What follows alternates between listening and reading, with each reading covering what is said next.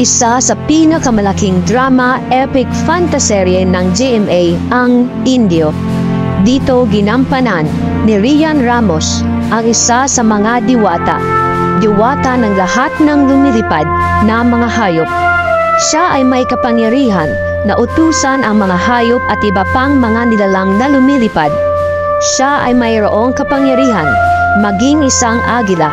Isa rin siyang gabay na Himalaya o Simyon sa kanyang buong paglalakbay sa pagtupad ng kanyang layunin at bugna. Kilala siya bilang si Dian Magayon.